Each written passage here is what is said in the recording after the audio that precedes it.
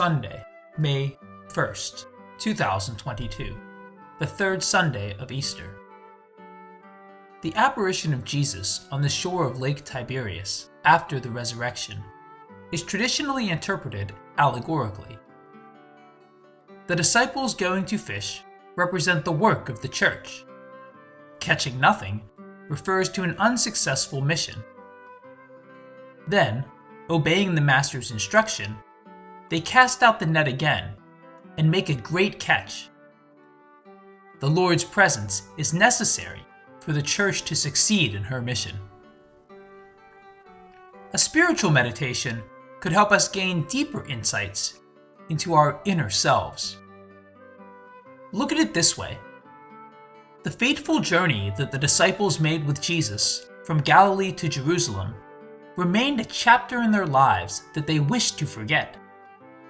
Their master was crucified, killed, and buried. Some women reported that they had seen him, and he told them to go back to Galilee, and Jesus would meet them there. They had seen him come like a ghost and share a meal with them. But what next? For them, it was a failed project. What if he had risen? What more can they do even if he had been raised? When he was physically present with them, he directed them, telling them where to go and how to do so. Now, he is not with them anymore. How are they to proceed? To where? In the darkness and confusion, they together decide to go back to their original trade, fishing. Peter begins, and everyone follows. Their skills had gotten rusty, though. They were unsure, unsuccessful, and unhappy. One more night in the life of Peter without any catch. It was after one of those nights of failure that Jesus had stepped into his boat for the first time and asked him to cast the net into the deep. Now, as they return despondent, a stranger on the shore asks them to cast the net into the deep once again.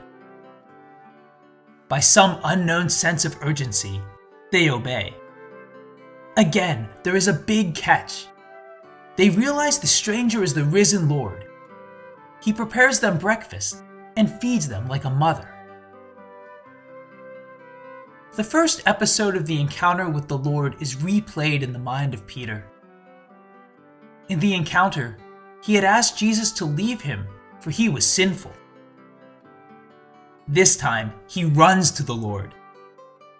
He was called to catch people in that first encounter, and now he begins to blame himself for returning to the trade that the master had asked him to leave behind.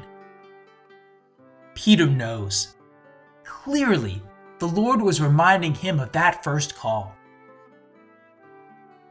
Peter is a symbol of those who go back from following the Lord.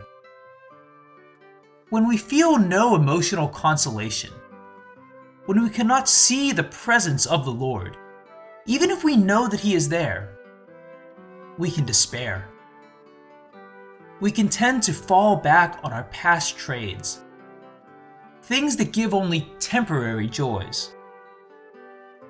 The women who went to see the body of Jesus also experienced that same predicament.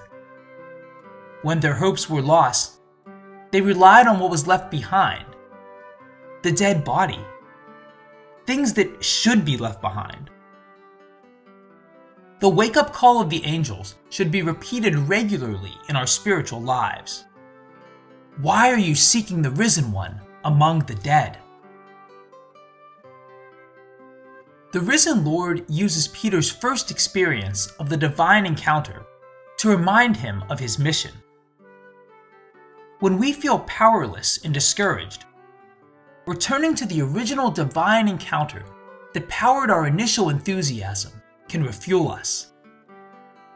Jesus would then invite Peter to recommit to the cause for which he was called. The first experience of Peter finds its completion only in this commitment. Before he asks for the commitment, Jesus puts a test of loyalty to Peter. a test consisting of the same question: if he loved enough. A question repeated 3 times. Peter passes the test. Then the Lord gives him the authority to tend to his sheep. This time, Peter does not ask for his reward as before. "We have left everything and followed you." Instead, Jesus tells him that he will lose his freedom. He will be clothed or made naked by others. He will stretch his hands out and die like his master. This time around, there are no promises of bright, 100-fold returns. But Peter's commitment is complete and unwavering. He endures to the end.